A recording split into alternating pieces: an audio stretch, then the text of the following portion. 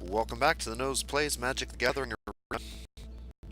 Today is the first day of the open beta for Magic the Gathering Arena. The open beta means that pretty much anybody who wants to download the game can at this point. Um, they have reset the server, so anything that you collected in the closed beta has been wiped, and you'll have to start a brand new account essentially. But they did offer some prizes, some rewards for anybody who did participate in the closed beta that you can claim through an email code, which is kind of nice. This is also the kickoff of the Ravnica set, so you can see there's a sealed Guilds of Ravnica tournament going on. I've just been playing for about the last hour, seeing if there's anything different that I notice, and not so much at this point. I haven't really noticed any major changes to the game at all. You start with the same core decks that I went over in my closed beta videos, and as far as I can tell, they haven't been edited. They're the same as they were in those videos. And then you can still earn the dual color decks by playing lots of games. So the more you play, the more decks you'll unlock, and the more cards you'll unlock, the more currency you'll earn, the more things you can buy. Certain packs are available already. If you go to here, you can see you can buy Ravnica packs now, but you can also buy Core 2019, Dominaria, or any of the more recent previous sets. So now's a good time to jump in if you're interested and see what it's like. It is completely free to sign up and play.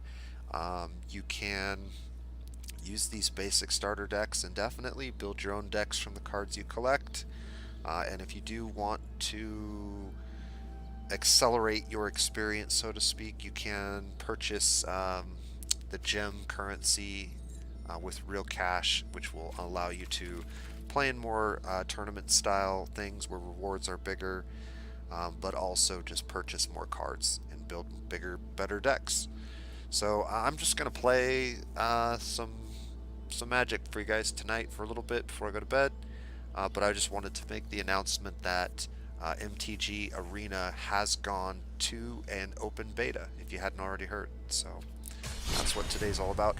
I'm going to start with the Forest of Might deck. I'll play with that one for a little while. It is probably my favorite deck of the monocolor decks, just because green's pretty much my favorite color in Magic.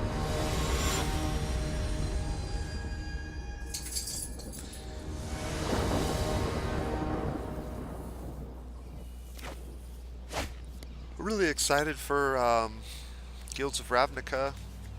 Ooh. I mean, it's not a bad. I just don't have a lot of action. We'll keep it. Not a bad hand. Some expensive cards, but we'll play it. I've got a little bit of land ramp. We just need to draw into some good top decks. But as I was saying, I'm really kind of excited for the Guilds of Ravnica set. I played Return to Ravnica, got back into Magic around that time, and had a lot of fun with that set. I never really liked dual color sets prior to that. But that set I did enjoy quite a bit, so.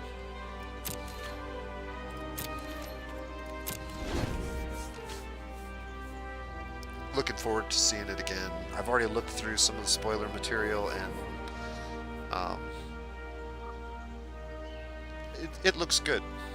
Looks like it'll be interesting. I'm really excited to try and draft with it.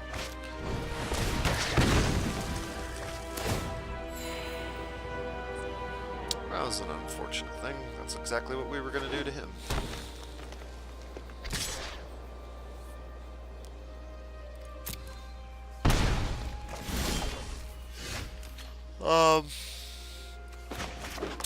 In the Ravnica set right now, I don't know what the strongest color is. I kind of have a feeling that Boros is going to be really strong in the Guilds of Ravnica set, mainly just because aggro is always really strong, and they seem to be very aggro focused. Yeah, that's a big problem.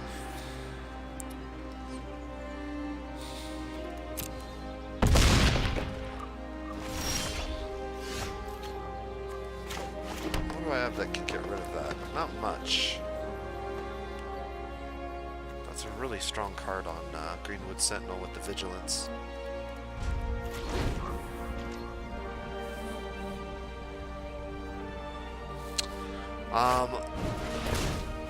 Golgari is one of my favorites. They are...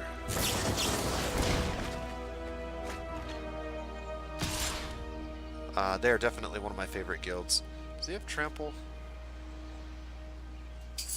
No, he just has this bounce effect.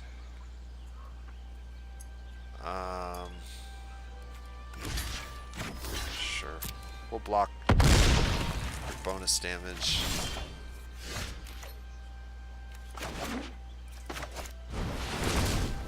Alright, if we can survive one more turn and we can draw... We don't even have to draw land, we have a land. Jeez. Well, that's gonna make things difficult, isn't it?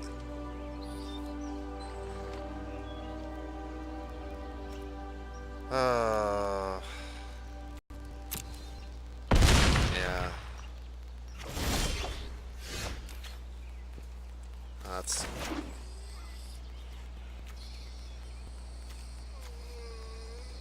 That's the GG, I'm afraid.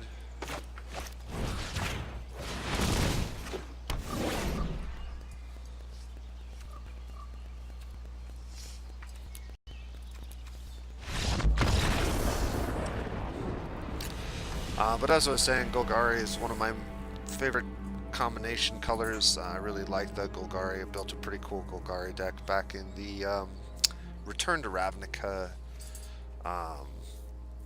sets. I don't know how strong Golgari is going to be. Dimir looks like it could be pretty strong. Selesnya has some ridiculous combat tricks that are just game breaking, it looks like, if you can get them to go off at the right time. And I think probably Izzet's the weakest combination of colors, but it's hard to say. I think there's some interesting mechanics across colors, some interesting synergies across colors in that set that are not part of the guilds. For instance, I think there's some really interesting green-red synergies in the Guilds of Ravnica first set, so we'll see how that works out when we start drafting it. That will be the time to experiment with some of those things and see.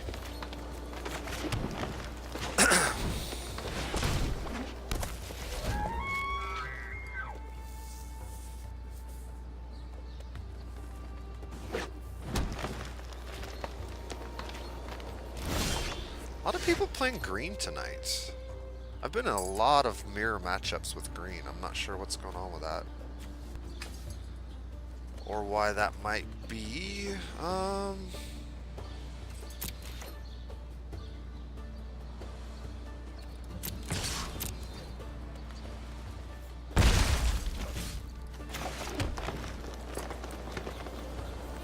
have two plays here.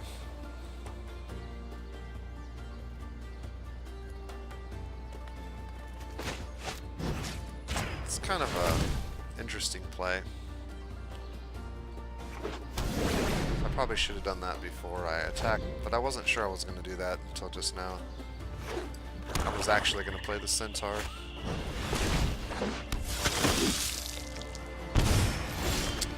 Now that I know he's playing black, I kind of wish I hadn't done what I did. But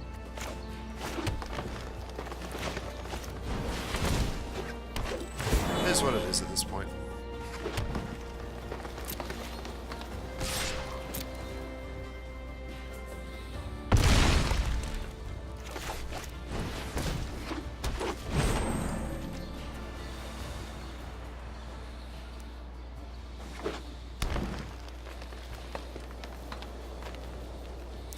really looking forward to drafting or... Ugh. Okay.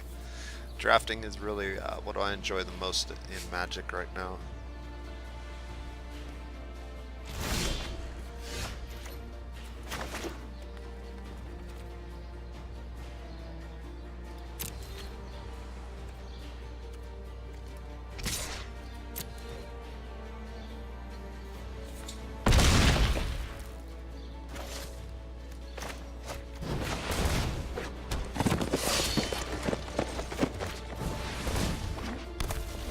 Let's go all in on him.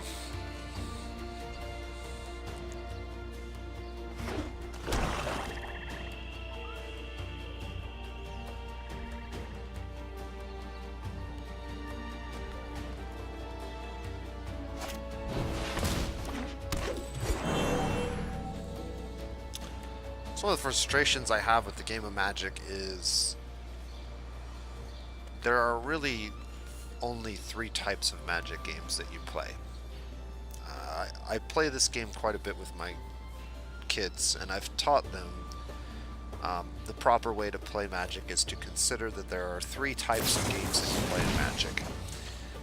The games that you will always win no matter what, because your opponent just can't play any cards. The games that you will always lose no matter what, because you can't play any cards. And then there's the games where your actual tactical decisions matter. And unfortunately in Magic it seems far too many of the games fit those first 2 categories. And they just don't feel very meaningful. Like, your decisions just don't really matter. And that's unfortunate. They've had a heck of a long time to try to figure out how to fix that. And I was really hopeful that MTG-Arena might try to do something different than just literally be a computer copy of the paper card game. Because there are some interesting things you can do with computer code that you just can't do with cards, with a physical card game. One of the things that's always been a problem is the way that lands interact. And it's an important part of the game to build a deck that curves out properly. I understand that that's an appeal to some players, but when the vast majority of games lack any meaningful decision making, and maybe that's an exaggeration, but a substantial quantity of games lack any real decision making, meaningful decision making, then there's a problem with the game. And one of the things that's definitely a problem is getting mana screwed or mana flooded. And with a computer simulation like this, you have the ability to change the rules ever so slightly. You could even do this in the background in secret. You wouldn't even necessarily have to tell anybody that it's going on, and I think it would improve the quality of the game, where if the computer sees that you're getting mana screwed or mana swamped, it can actually subtly adjust the likelihood of you drawing a land on your next card. Sort of like a, what's the word? Sort of like a handicap. Something to just make it a little more likely that you're not going to get a land if you drew a land your last 2 draws. I think something like that would be useful. And it wouldn't have to be super dramatic. It wouldn't have to be like, oh, you drew 2 lands, you're never going to draw a 3rd land. But it could just kind of stack the odds ever so slightly the other direction. So you could still draw that 3rd or 4th or 5th land in a row. It's still going to happen from time to time, but you could reduce the frequency that type of thing happens. And same thing the other direction. Reducing the frequency in which you just don't draw any of your lands and you draw card after card after card when all you need is 1 land to actually get your deck online and actually make some decisions.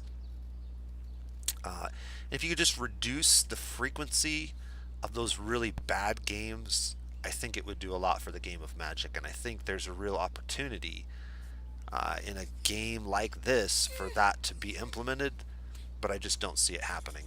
I don't see them making those kinds of strides, and it's a shame. I think that it could definitely improve people's experience, and I have a feeling some players are going to be very turned away from this experience, especially if it's your first experience to Magic the Gathering, and if you're coming from other games that don't have the kind of variance that this game does in terms of... Whew, this is an interesting hand. I think I'm going to mull. I'm not sure that was better. I don't really want another land on top.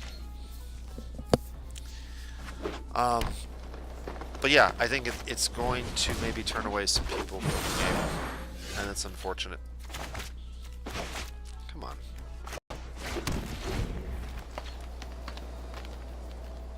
So we'll see what happens.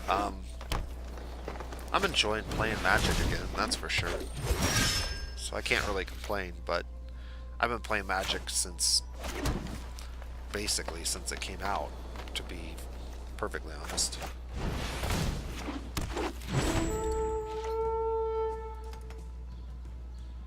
I think it was out a few years before I started playing it, but not too many years.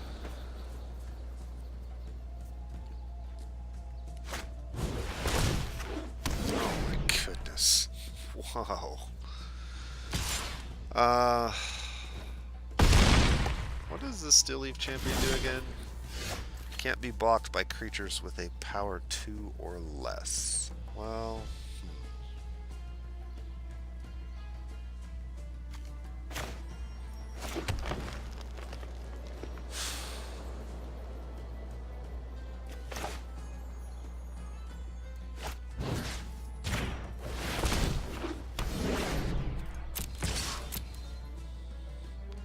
We had the same plan there, buddy. Another green deck, honestly.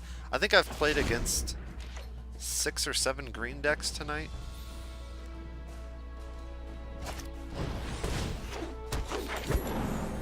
Lots of green going on tonight.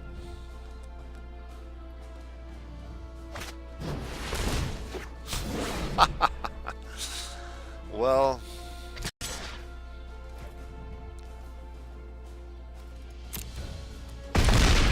take me down to 1.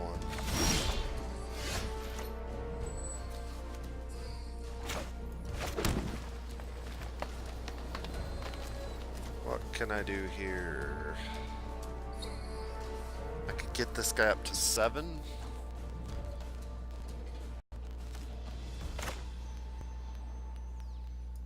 Yeah. That's about it. Alright, another concede.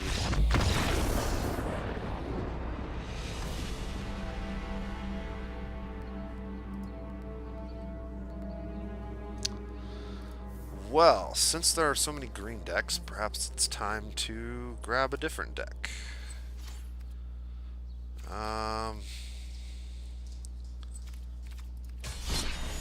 Let's see.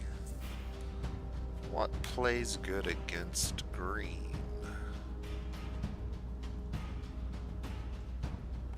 Let's try Tactical Assault. I had a lot of fun playing. I demoed it in one of my videos, but the black-white deck is a life gain deck that was a lot of fun to play. It was called Gaining Ground. If you haven't seen that video, you might check it out. It was a really fun deck to play. I actually got some cool cards and various packs and various things that I was doing during the beta, and I updated that deck and kind of made it my own a little bit, and yeah, it was a lot of fun to play that deck. But there were a lot of really cool dual color decks. I'm not super crazy about this hand, but we really only need 2 lands to get online, so... And we're going to have several draws to do that.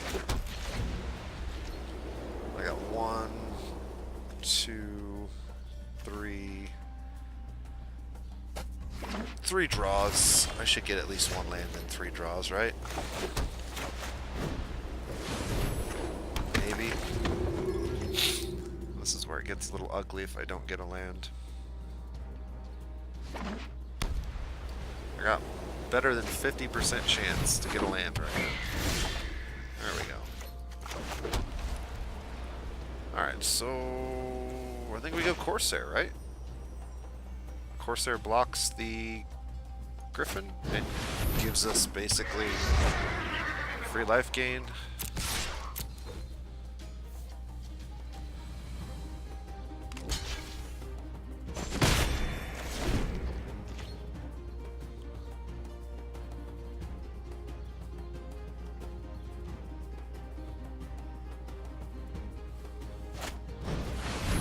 Alright, that's slightly annoying.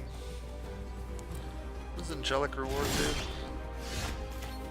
Tactical advantage. Target blocking or blocked creature you control gets +2/+2 until end of turn. Okay.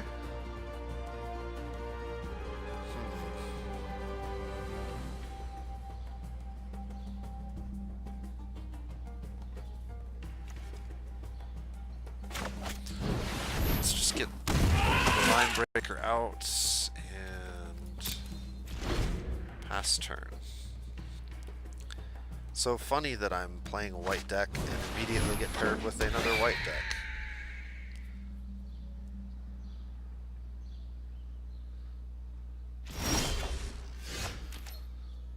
Alright.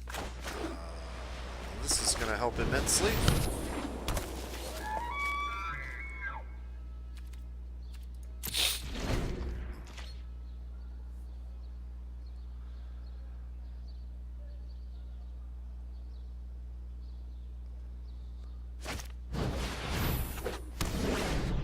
Wow. Okay.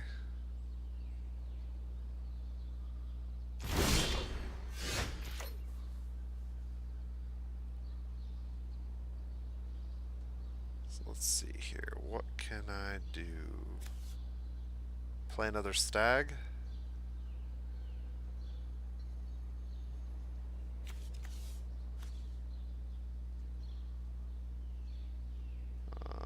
Okay.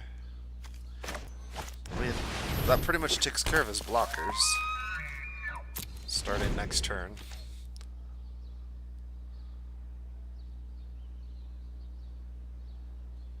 So now he has no blockers, essentially. So he's got to swing at me. Okay. I'll take the 4, and you're going to take a lot more than 4.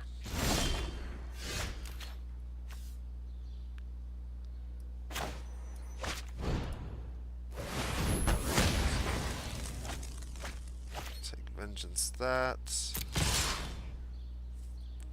5 attackers. I guess it really doesn't matter.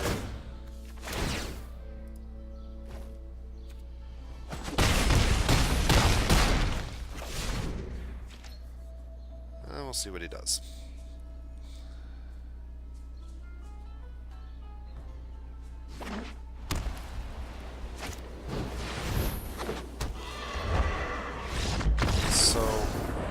One downside to playing enchantments like that is if you get a card removed 2 for 1 like that, it can really swing the board.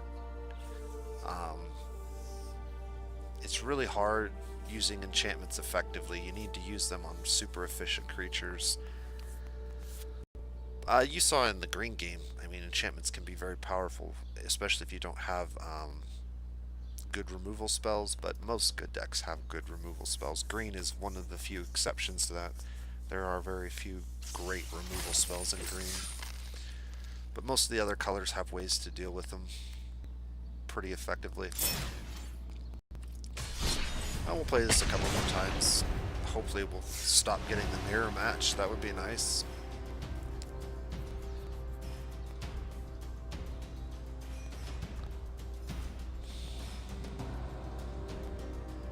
I don't know how much longer I'm going to play tonight, but we're going to play against Chino.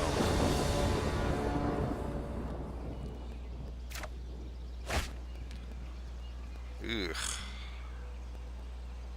Actually, that's not too bad. A 2-drop, a 3-drop, a 4-drop. This is a really good 4-drop. We have 4 lands. Yeah, I can dig that. That's actually not bad at all. And we're on the play, so that's good. We get to be the aggressor, and we have an aggressive play. Or an aggressive hand, I guess, is one way to put it.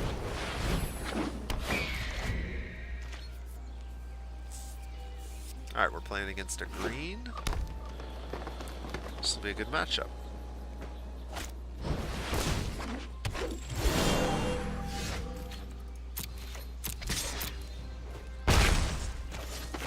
Get in for 2. Play my line breaker. See what happens. At this point, I haven't made a single meaningful choice. I basically have done the only thing that I could do. Alright, Luminous Bonds. So here's my first real choice. Do I want to Luminous Bonds anything? The answer is not really. Do I want to trade the 2-2 for the 3-2? I think I'm okay trading that if he's willing to trade it. If he's not, that's fine as well. We're going to play the aggressive line.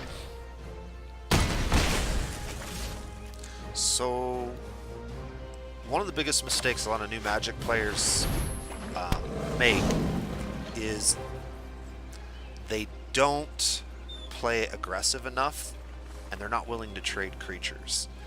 Trading creatures is one of the most important things you can do in Magic most of the time.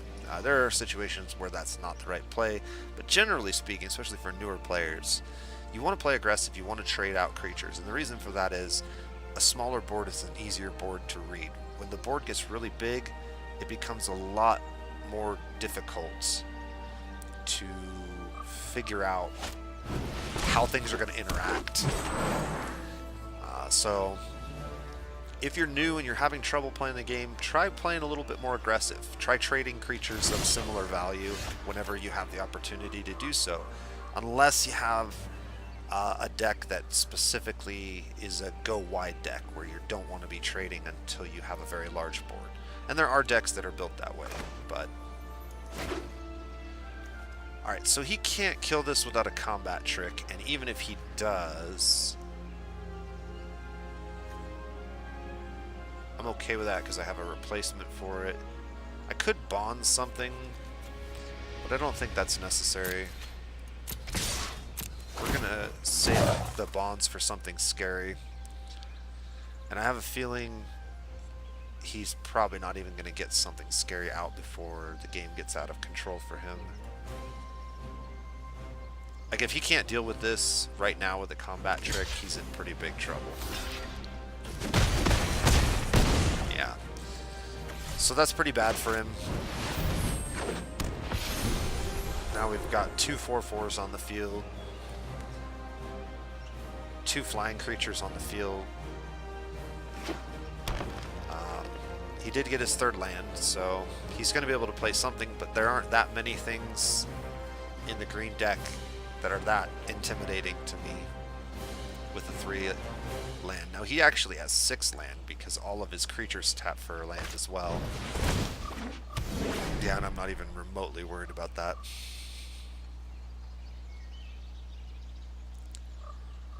In fact, if I really wanted to be mean, I would consider putting Luminous Bonds on there.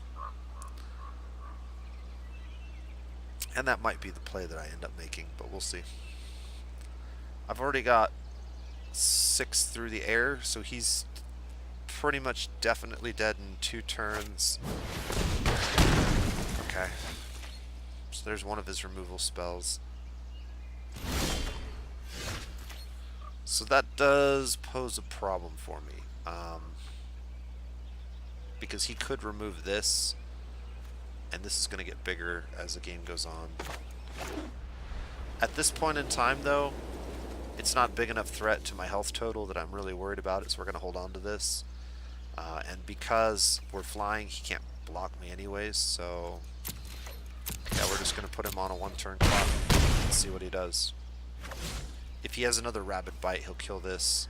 That gives him an extra turn, but he still has to get rid of this one.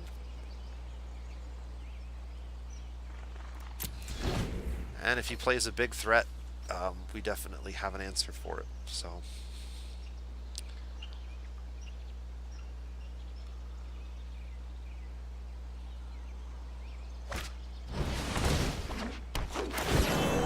okay, so that's going to help his Llanowar Elf get a little bigger.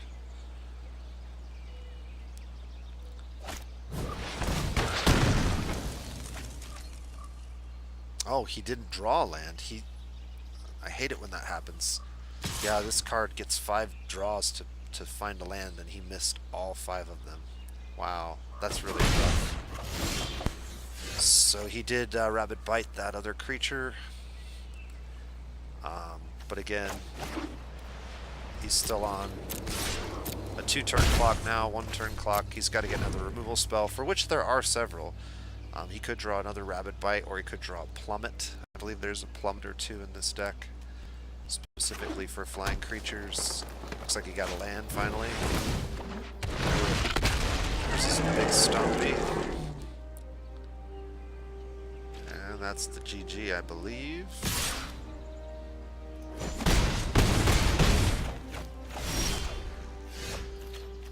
So we'll go ahead and show him what we had.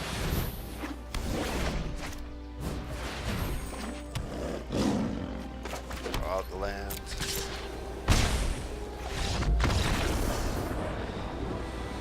White's pretty good against green. They have a lot of creature control, and green is primarily creatures-based color. They also have a lot of flying creatures, and green doesn't have any flying creatures, really, but it does have some tools to deal with flying creatures. Spiders are a pretty common creature with reach.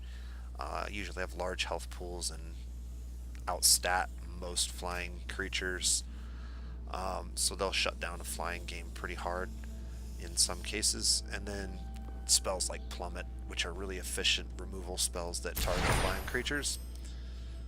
A couple blue cards.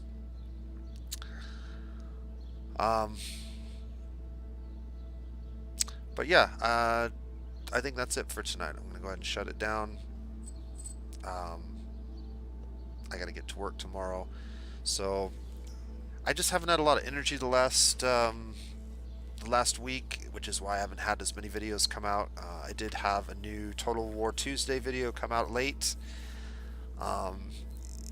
It was not my best video ever, but if you're into watching what happened, feel free to give it a look, and we'll continue the Total War Tuesday series through the month of October, I believe, and then we'll kind of decide if I'm going to continue doing that. But I am probably going to continue it for at least another 4 weeks. We'll see how it goes. If you have any suggestions or anything else that you'd like to see on my channel, just let me know in the comment section below. And I hope everybody's having a great beginning to their fall. Fall is my favorite time of year, so I'm really enjoying the weather change so far. Anyways, this has been the Nose Plays. You guys have a great day.